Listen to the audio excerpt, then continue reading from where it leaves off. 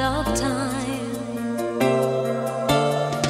Where are they now? All the ghosts from your past, lost in dreams of a time long gone by.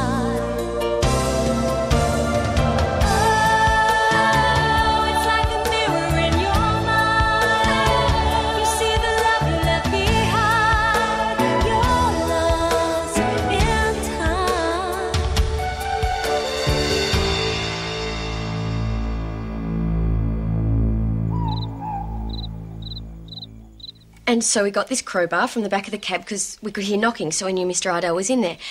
And we jimmied it open, and there he was, not looking very good at all. And so we dragged him back to the cab and brought him back here as quick as... You don't believe me, do you? Young lady, I don't know quite what game you think you're playing at. It isn't a game. Please allow me to finish, Miss Iredale. This is a very late hour to be wasting my valuable time with cock and bull stories about mysterious poisons and mercy dashes through the streets. For one thing, I don't believe either of you could handle a cab horse. We didn't. Ah, then who did? The King of England, I suppose. A friend. Oh, yes. This mysterious friend of yours. Name of? Does it matter? Not really. Seeing as it's probably just a figment of your overactive imagination. Why are you giving us such a hard time? It's obvious someone's tried to poison Mr. Iredale. We're telling you who it is. Why don't you go and hassle him? Sir Ivor Creevy Thorne is a very important gentleman. I'd be careful about making wild accusations, especially as you've no evidence to back them up. We have got evidence. A drum of non-existent poison in a phantom hansom cab. Vanished, you tell me? You'll have to do better than that. You do have the evidence of your senses, Inspector. As Joe rightly points out, there's no doubting that my husband lies gravely ill upstairs. And you have my sympathy, Mrs. Iredale. But I'm no doctor. Until he can tell me what happened on the wharf himself, I've nothing to go on. I'd be laughed out of the force if I was to set up a hue and cry over some childish fantasy about poisonous chemicals. I'll say good evening to you now, Mrs. Iredale. Good evening, Inspector. Thank you very much, ma'am. I'm sorry to have disturbed you. It's quite right, Inspector. We're not making it up, Mama. You have to make him believe us. I'm not sure what to believe.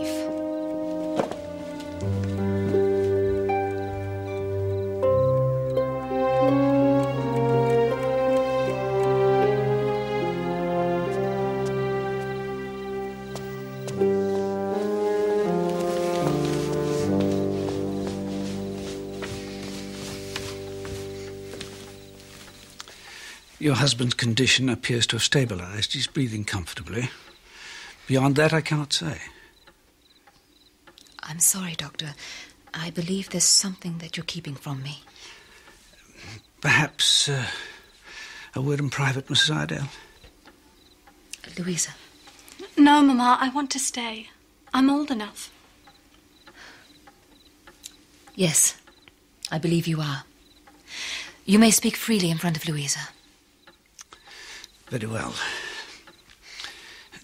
Mrs. Iredale, I'm ashamed to confess I have not the slightest idea what is wrong with your husband. His symptoms correspond to nothing in my experience.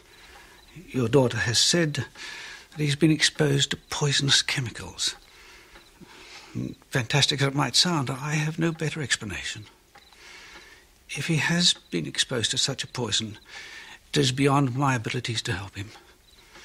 Nor, I suspect, would there be anyone else in the entire country who could. Are you telling us he's going to die? That is in the hands of a far greater power than mine.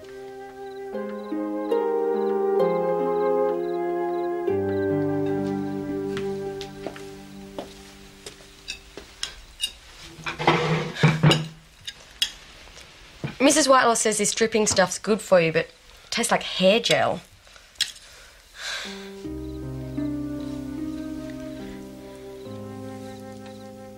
How's your dad?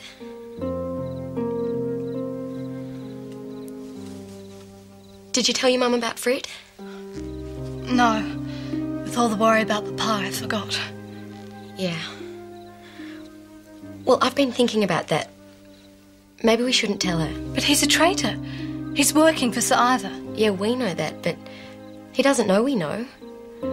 We could watch him, see what he does. He might help us find something out, like where the drums got to. I suppose so. Nicholas.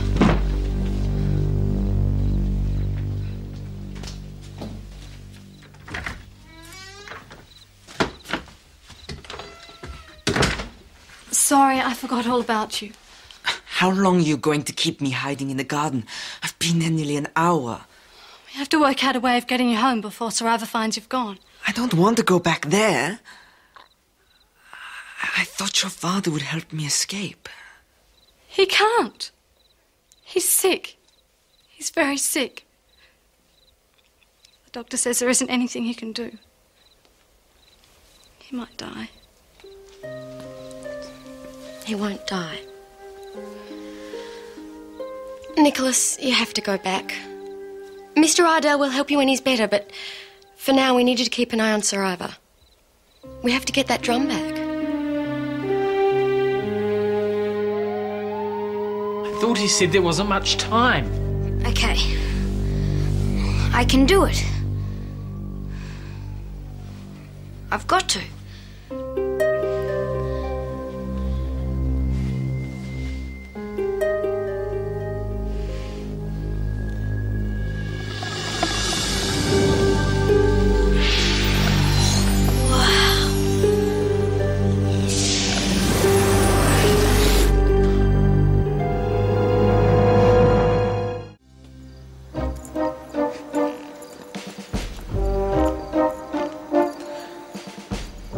Doesn't that thing ever sleep? We'll have to tempt him away somehow. We won't get away with using Titus's bait this time. Ah, Campbell. So, lock everything up. I don't expect we'll be seeing any more visitors this evening. Very good, sir. Oh, no. They're locking up. So, He's bound to look in my room. I'm going over there. What? Well, look, the gate's open. I can lure the dog down there. Nicholas, you can hop over here and run over to the window. He'll chase you. I can outrun him. Easy. Jo, he's dangerous. It'll be okay. I could not permit it. Have you got a better idea?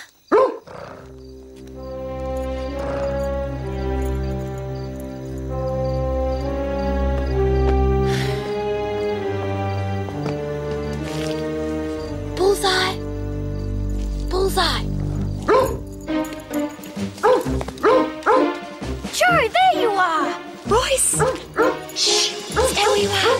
Quickly, Nicholas, go. I came through. It really worked. Shh! They'll hear you.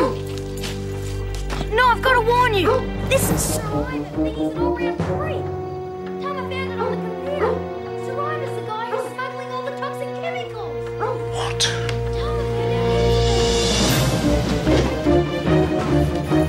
This is really important, Jo. You mustn't trust him. We don't. Shut up, Royce. Who's there? Is anyone there? Come on, Bullseye. Seek them out. What's going on? Good boy. Good boy. Hi. Hi. Stormy meeting, huh? Cataclysmic would be a better word.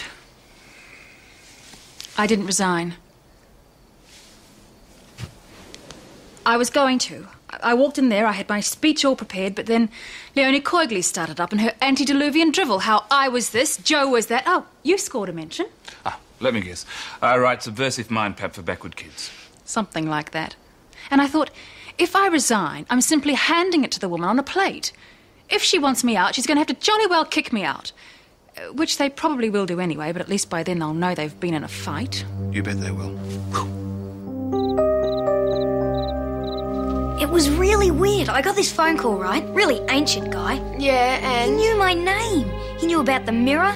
It was really freaky. Anyway, he said I had to go through. You needed me. So, do you? Not really, sorry. Oh. But we did. What? Nicholas couldn't get back home. The dog was in the way. Sir Ivor was about to discover Nicholas was gone. Then Royce arrived and distracted him, almost as if it were meant to happen. What? You reckon some old guy from our time knew we were in trouble in 1919? Get real. I'm doing it again, aren't I? Get real. Don't be so stupid. Yeah. I know it sounds far-fetched, but if Royce hadn't come through the mirror when he did, Nicholas wouldn't have been able to get home. See, I did help. So, what do we do now? Nothing. Go home. But I just got here. I want to suss it all out. Royce, we have enough trouble explaining what I'm doing here. What am I going to say about you? By the way, this is my brother and he's lost as well. I know we don't look alike, but we really are related, and he just likes to wear weird clothes nobody in 1919's ever seen before. I'm afraid Titus's clothes would be much too small for you, Royce. And weird. You reckon my clothes are off the wall. Anyway, what about my information? That Sir Ivor guy's the one who's messing around with the toxin. We know. The whole world knows, thanks to you shouting it at the top of your voice. They brought it here on a ship called the Neptune. Oh, right. Well, it's in a warehouse at the docks. We've got to get down there and... We know. We've already been. They've moved it all. Anything else? No, that's about it. It would have been much less acrimonious if she'd accepted our proposal and withdrawn gracefully, but let's be realistic. I don't think we can expect a woman of Catherine's mettle to just simply throw in the towel after a little gentle prompting from us. Thank you, John. I knew I could rely on your support. That's another one who'll vote for dismissal. You're almost there. Thought you said they'd be gone by now. A minor setback, darling, that's all. I know. As long as that nasty Jo Tiegan's around, you can't put the whole ghastly business out of your mind.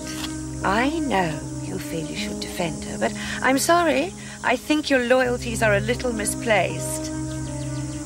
Throwing that crowbar down the well, it was such a horrible, vindictive thing to do.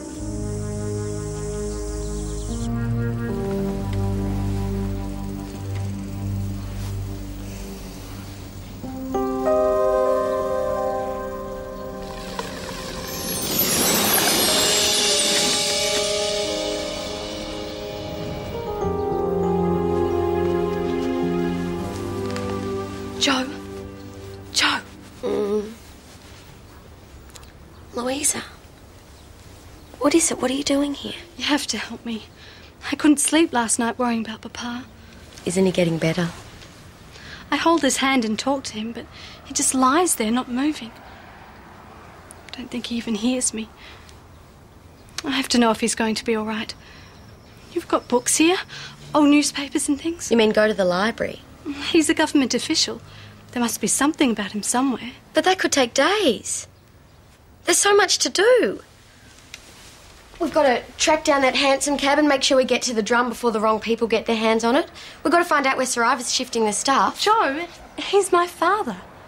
It's all my fault he went looking for that poison in the first place. I have to know what happens to him. Yeah, of course you do.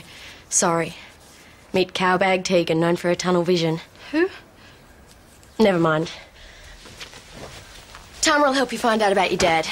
He's good at that stuff. What are these for? Well, hey, you can't go around dressed like that, can you?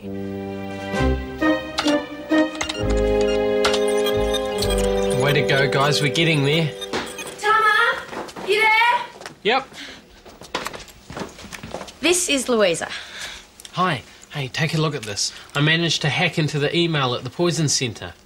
They're getting close to finding a possible neutralising agent for that sludge. Will that cure Mia and Jessie? No. But if you could find the drum in 1919, maybe you could take the neutraliser back and zap the sludge, then it'll all be okay again. Great. And another thing is, how come Royce gets to go through the mirror? Louisa? Oh, that Louisa. Uh-huh. Miss Louisa Iredale, may I present Tama Williams? As you can see, he's a bit of a dipstick some of the time, but he's actually quite brainy. Hello, Tama. Louisa needs to go to the library. You'll take her, won't you?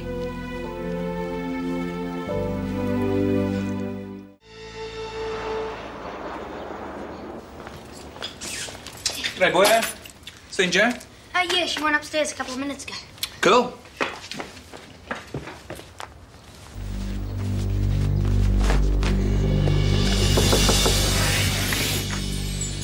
Jo?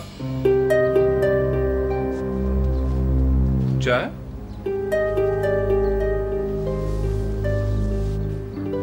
This is the second time in almost as many days that Louisa has been late for her lessons. Louisa was up late last night sitting at her father's bedside. She may be forgiven for sleeping in a little this morning. If it were the case that Miss Louisa was sleeping in. But I think you may well find that your daughter isn't in her room at all. Then in all likelihood she's gone for a walk to clear her head. This is a very distressing time for her, for all of us. I think under the circumstances she may be excused lessons altogether today, don't you? Very well, Mrs. Iredale. As long as I know.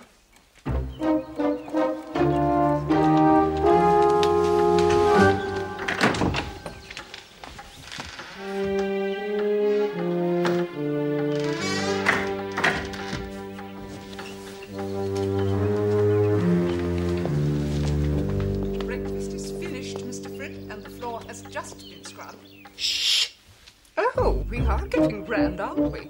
Too important to talk to the likes of me. Will you be silent, woman? No, I will not. My dear, tell in the classroom that this is my kitchen. There's a thing or two I could tell Mr. Iredale. Little goes on in this house that I Mr. Fridd?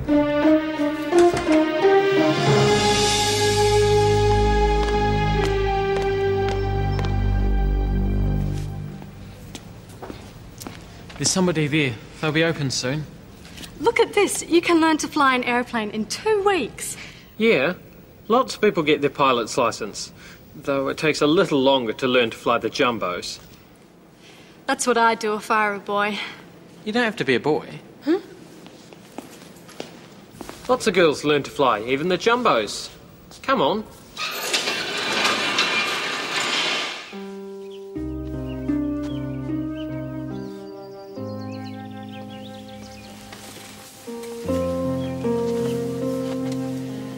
Mama, Mrs. Whitelaw says Papa's going to die. I heard her say it to Arnie. Well, as usual, Mrs. Whitelaw hasn't the least idea what she's talking about. Papa is going to be all right, darling. You'll see.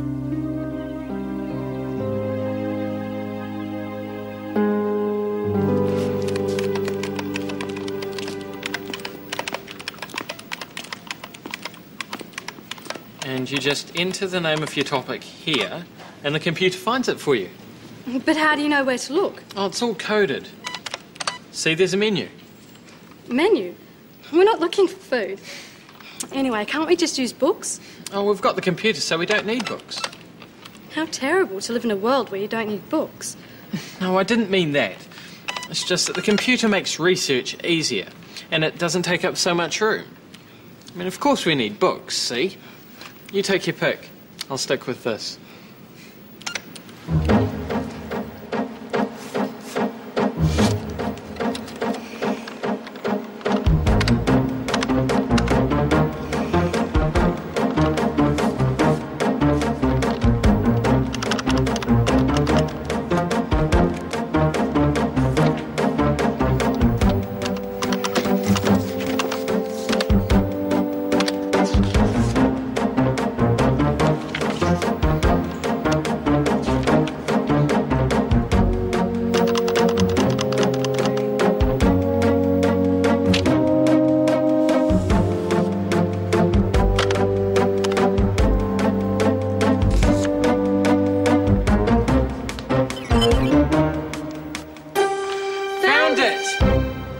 Iredale, Joshua, 1876 to 1928. Louisa, he's going to be all right. 1928. That's only 9 more years. Joshua Iredale, MP. Killed in Waikato train disaster, 1928. Iredale was a senior member of a parliamentary delegation travelling to Australia. The remaining members of the delegation made the journey in a specially chartered aircraft. Mr. Iredale, whose aversion to air travel was well known, insisted on travelling at least part of the way by train.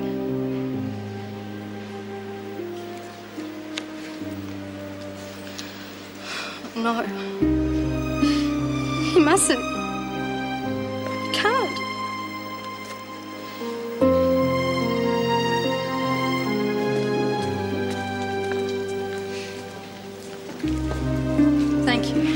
It's only water. The drink machine's bust, sorry.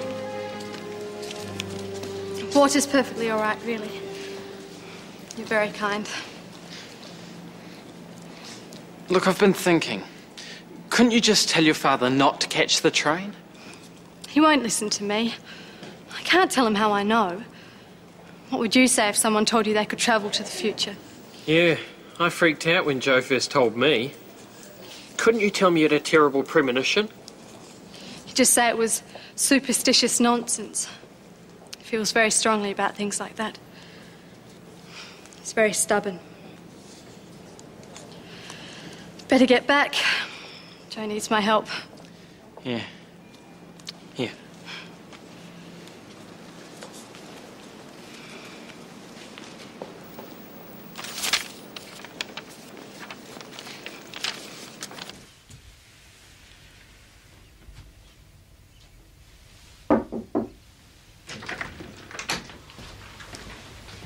Yes, Arnie. Sorry to bother you, ma'am.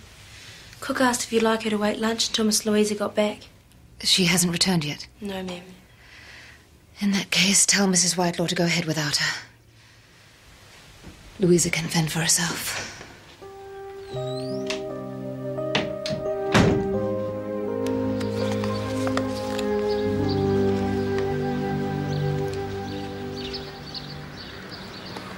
So, what do you think?